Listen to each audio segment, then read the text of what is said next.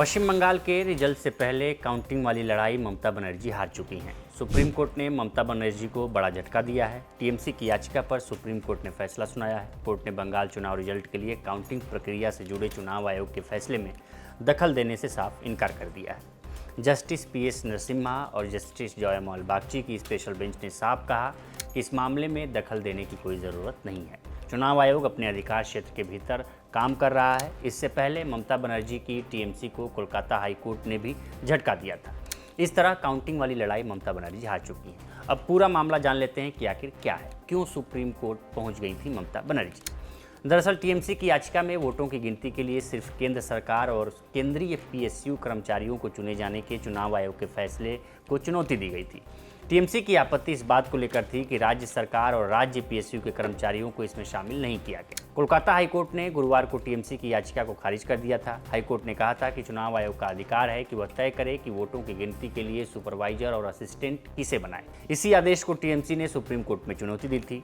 2 मई को टीएमसी की याचिका पर सुनवाई हुई। सुप्रीम कोर्ट में टीएमसी की ओर से कपिल सिब्बल ने दलीलें रखी, लेकिन उनकी दलीलें टीएमसी के काम नहीं आ पाई और सुप्रीम कोर्ट ने एडिशनल सीईओ के फैसले को दखल देने से इनकार कर दिया। सुप्रीम कोर्ट ने माना कि चुनाव आयोग का परिपत्र नियमों के विपरीत नहीं है। हालांकि सुप्रीम कोर्ट ने टीएमसी को एक राहत जरूर दी। सुप्रीम कोर्ट ने अपने फैसले में साफ साफ इस बात का जिक्र किया है कि पश्चिम बंगाल चुनाव में मतगणना के दौरान टीएमसी का प्रतिनिधि मौजूद रहेगा। सुनवाई के दौरान चुनाव आयोग की तरफ से दलील दी गई कि हम नियमों के मुताबिक ही तमाम प्रावधान को पूरा कर रहे हैं।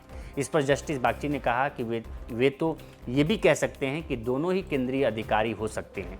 वहीं कपिल सिब्बल ने कहा कि परिपत्र में ऐसा नहीं लिखा है। फिर जस्टिस बागची ने कहा कि अगर उन्होंने ऐसा कहा भी होता तो हम उन्हें गलत नहीं ठहरा सकते थे, क्योंकि नियमों के अनुसार केंद्रीय सरकार या राज्य सरकार के अधिकारी ही नियुक्त किए जा सकते हैं। इस पर जस्टिस बागची ने कहा कि मतगणना पर्यवेक्षक और मतगणना सहायक केंद्र सरकार या राज्य सरकार के हो सकते हैं। यह विकल्प खुला है, इसलिए जब यह विकल्प खुला है तो हम ये नहीं कह सकते कि अधिसूचना नियमों के विपरीत है। इस पर कपिल सिब्बल ने कहा कि कुछ आंकड़े तो होने ही चाहिए। प्रत्येक बूथ से आशंका का क्या पता चला, उन्होंने इसका खुलासा नहीं किया है और हमें ये क्यों नहीं बताया कि केंद्र सरकार की ओर से कोई उम्मीदवार नियुक्त किया जाएगा। इस पर जस्टिस बागची ने पूछा कि राजनीतिक दलों से सहमति का सवाल ही कहाँ उठता है। तब सिब्बल ने कहा कि लेकिन वे हमें बताते हैं। यहाँ उन्होंने हमें नहीं बताया। सीईओ यानी चीफ इलेक्शन ऑफिसर के बयान में कहा गया है कि मतगणना में संभावित अनियमितताओं को लेकर विभिन्न पक्षों से आशंकाएं व्यक्त की गई हैं।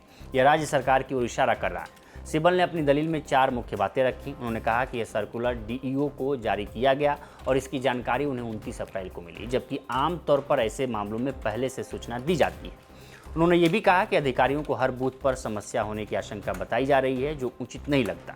सिब्बल ने आगे कहा कि पहले से ही एक केंद्रीय सरकार का नामित सदस्य मौजूद है और अब एक और जोड़ने की कोशिश की जा रही है। वहीं सर्कुलर में राज्य सरकार के नामित सदस्य की ज़रूरत बताई गई है, लेकिन उसकी नियुक्ति नहीं की जा रही है। उन्होंने जोर देकर कहा कि अनुच्छेद 324 का मतलब ये नहीं है कि चुनाव आयोग अपनी मर्जी से जैसे चाहे वैसे काम करे। कुल मिलाकर सुप्रीम कोर्ट और कोलकाता हाई कोर्ट दोनों जगहों से राहत न मिलने के बाद टीएमसी की काउंटिंग प्रक्रिया को लेकर कानूनी लड़ाई फिलहाल खत्म होती दिख रही है।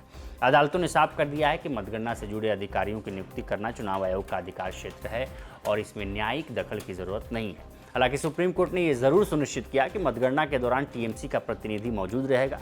अब नज़र 4 मई की मतगणना पर है, जहां असली फैसला अदालत में नहीं बल्कि बैलेट और ईवीएम के आंकड़ों से होगा। तब पता चलेगा कि आखिर ममता बनर्जी रिटेन करती हैं या बीजेपी का सपना पश्चिम बंगाल में साकार होता है।